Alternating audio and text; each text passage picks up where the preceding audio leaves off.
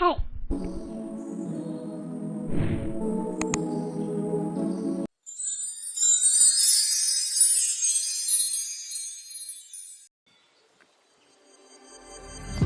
ඉතින් කොහොමද හැමෝටම ඔන්න ගොඩ කාලෙකට පස්සේ තමයි මං අද වීඩියෝ එකක් අරගෙන ආවේ.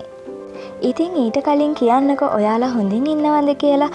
මං නම් ඉතින් සුපුරුදු විදිහට හොඳින් ඉන්නවා. මං හිතනවා ඔයාලත් හොඳින් ඇති කියලා. ඉතින් අද මං වීඩියෝ එකෙන් අරගෙන ආවේ ඔයාලා පුංචි රවුමක් එක්කගෙන යන්න කියලා. මේ තැන දැකලා තියෙනවා නම් ගිහිල්ලා තියෙන අය නම් දන්නවා ඇති දැනටමත්. ගිහිල්ලා නැති අයටත් එක්ක බලාගන්න තමයි මං අද මේ වීඩියෝ එක කරන්න කියලා හිතුවේ. මේ ස්ථානය තමයි හන්තානේ සඳගිරි මහා සෑය. ගොඩක් අය මේ තැනට ඇවිල්ලා තියෙනවා. මේ තැන ගොඩක් ප්‍රසිද්ධයි.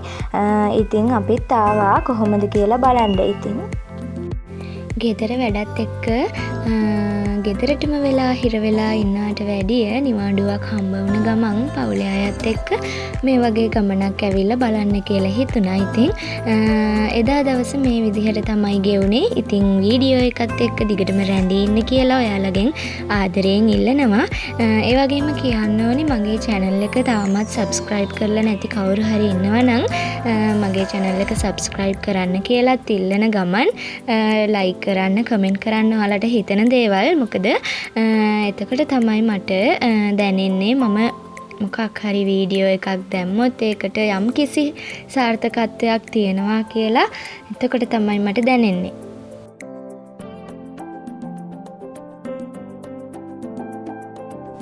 මගේ දූ ටශේලිට දැන් ඉතින් මාස 3ක් සම්පූර්ණ වුණා. ඉතින් එයා වෙනුවෙන් තමයි එයාව එක්කගෙන අපි මේ වගේ වටවන්දනාවක් යන්න හිතුවේ. ඉතින් අපි සඳගිරි මහා සෑයට එන්න කලින් එයාවත් එක්කගෙන ගියේ ගැටඹි පන්සලට. ඊට පස්සේ එතන මල් පහන් පූජා කරලා බෝධිය නාවලා ඒ හැමදේම කරලා තමයි සඳගිරි මහා සෑයට ආවේ. මට ගැටඹි පන්සලට ගිහපු වීඩියෝ එකක් නම් ගන්න බැරි වුණා. මොකද මගේ චූටි මැනික හිටියේ එතකොට මගේත් එක්කමයි. ඉතින් මේ ලොකු අම්මේ තමයි මගේ මේ මැනික එක්කන් යන්නේ. ලොකු අම්මේ කියන්නේ මගේ අම්මිගේ අක්කා. ඉතින් එයාට මේ වෙලාවේ හරියට අවුව සුදු මැනිකේ පව් හිතෙනවා. මොකද අවුව ගොඩාක් සරයි. ඒ තරම් බිම පිච්චෙන්න තරම්. ඒක නිසා ලොකු අම්මේ කිව්වා චෛත්‍ය වටේ නම් එයාව එක්කන් යන්න අමාරුයි. ඒ තරම් අවුව කියලා.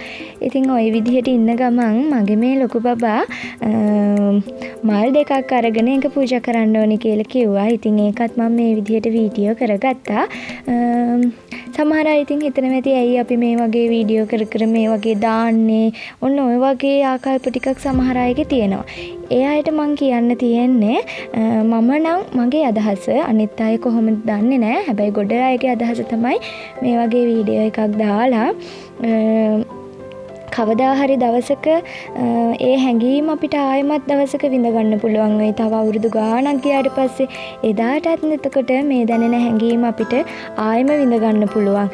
ඒ වගේම තමයි මගේ දරුවෝ ලොකු වෙලත් එයාලා මේ දේවල් බලයි. ඒ බලනකොට එයාලට තේරෙයි දැනෙයි අනේ මගේ අම්මේ අප්පච්චි අපි පවුලේ අය අපි මේ විදිහටනේ චූටි කාලේ ජීවත් වුනේ කියලා. අපිට මේ දේවල් චූටි කාලේ තිබුණේ නැහැ. දේවල් බලාගන්න විදිහක් නැහැ. හැබැයි අද තාක්ෂණයේ දියුණුවේ හැම අතකින්ම ඒක නිසා මං මතක පොතක් විදිහට තමයි මගේ YouTube channel එක වැඩි හරියක්ම පාවිච්චි කරන්නේ.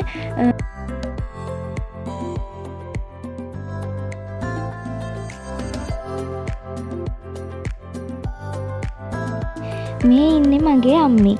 අපේ සුදු දූ ටශේලිගේ අත්තම්මි.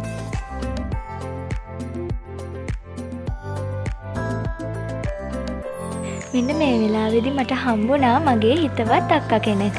ඒ තමයි ඔයාලත් සමහර විට දන්නවා ඇති YouTube channel එකක් කරනවා මල්ෂාස් ලයිෆ් කියලා. ඒ අක්කි තමයි මෙතෙන්දි මට හම්බ වෙලා කතා කරේ. ඉතින් ඒකත් ගොඩ කාලෙකින් හම්බුනේ. හරි සතුටුයි ඒකට.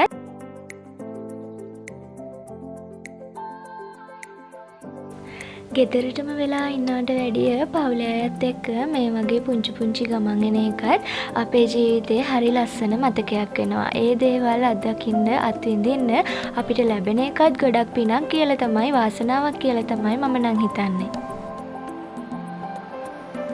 චූටි බපාලා ටිකෙන් ටික ලොකු වෙනකොට අම්මා කෙනෙක් විදිහට අපිට දැනෙන හැඟීම කොයි වගේද කියනවා නම් මට නම් එයාලා ටික ටික ලොකු වෙනකොට ඇත්තටම හරි ලෝභයි.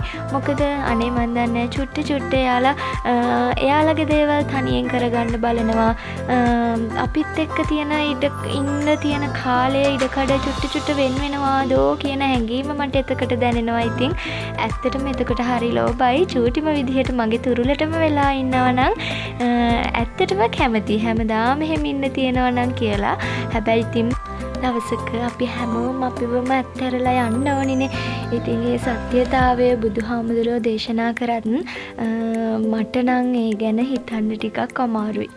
ඇත්තම කිව්වොත් එදාට මගේ කියන කෙනෙක් මට නැති වුණොත් එදාට මම මොනවා කරයිද කියලා මංවත් දන්න එකක් නැති වෙයි. මට ඒ ගැන හිතනකොටත් ඇත්තටම මට ඒ ගැන හිතන්න අමාරුයි.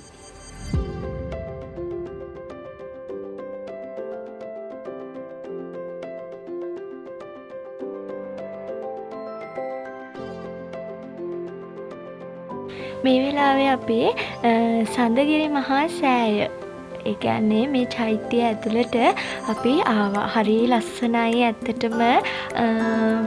පුදුම ලස්සනක් තිබ්බේ.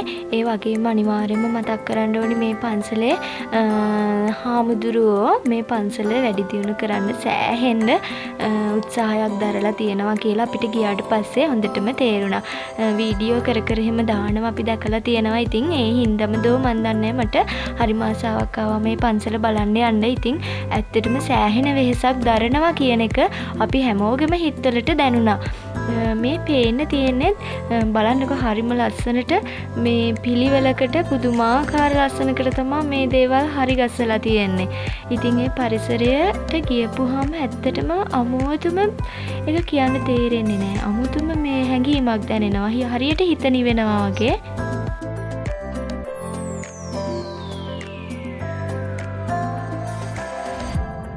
ඉතින් අද මන් ටිකක් කතා කරනවා වැඩි වගේ හිතෙනවා ඇති ඔයාලට. හරි චුට්ටක් පරිසරය දිහා බලාගෙන ඉන්නකෝ එහෙනම්.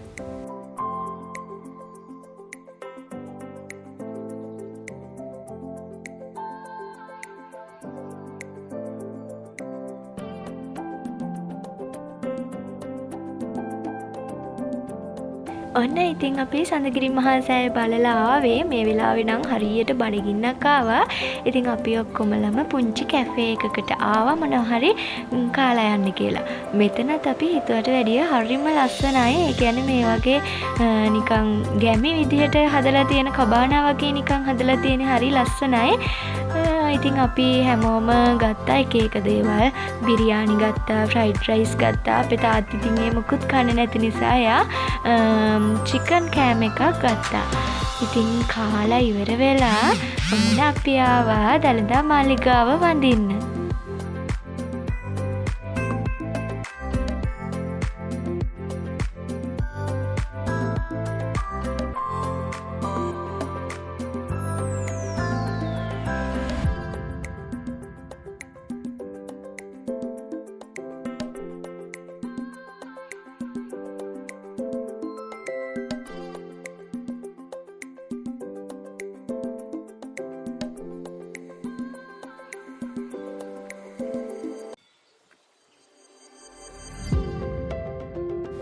මේ තියෙන්නේ දළදා මාලිගාවේ ශ්‍රී මහා පත්තිනි දේවාලය. ඉතින් අපි ඒකට මගේ සුදු මැණිකට ශෛලිවත් අරගෙන ගියා වන්දනාමාන කරන්න ඕන නිසා.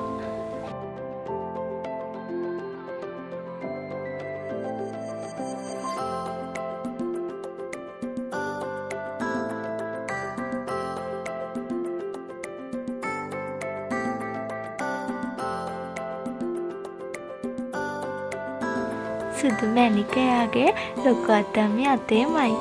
සුදු මැණික ලොකු අත්තම්මේ අතේමයි. මේ වෙලාවේදී මාලිගාවේ ඇතෙක් බලන්න ලස්සනට නෙළුම් මල් පොකුරක් අරගෙන යන හැටි දළදා වඳින්න.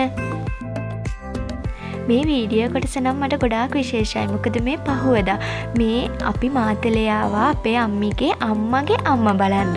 ඉතින් ඔය ඉන්නේ එයා තමයි. කිරියත් අම්මට දැන් අවුරුදු 90ක් විතර වෙලා තියෙනවා. ඉතින් දීර්ඝායු වේවා කියලා මම මේ වීඩියෝ එකේදීත් කියනවා.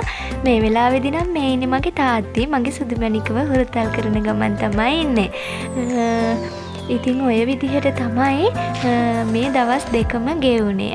ඉතින් කියන්න ඕනේ මට කොට දවසකින් බැරි වුණා ඩේ බ්ලොග් එකක් ගේන්න. ඊළඟ වීඩියෝ එකෙන් මම ඒක ගේන්න කියලා හිතාගෙන ඉන්නවා. මේ දවස්වල වීඩියෝ කරගන්න ගොඩක් අමාරුයි මගේ බිස්නස් එකේ වැඩත් එක්ක. පුළුවන් හැම වෙලාවකම ඔයගොල්ලන්ව බලන්න එන්නම් කියලා මම බලාපොරොත්තුවක් ඇති කරලා අදට එහෙනම් ගිහිල්ලා එන්නම්. හැමෝම පරිස්සමින් ඉන්න.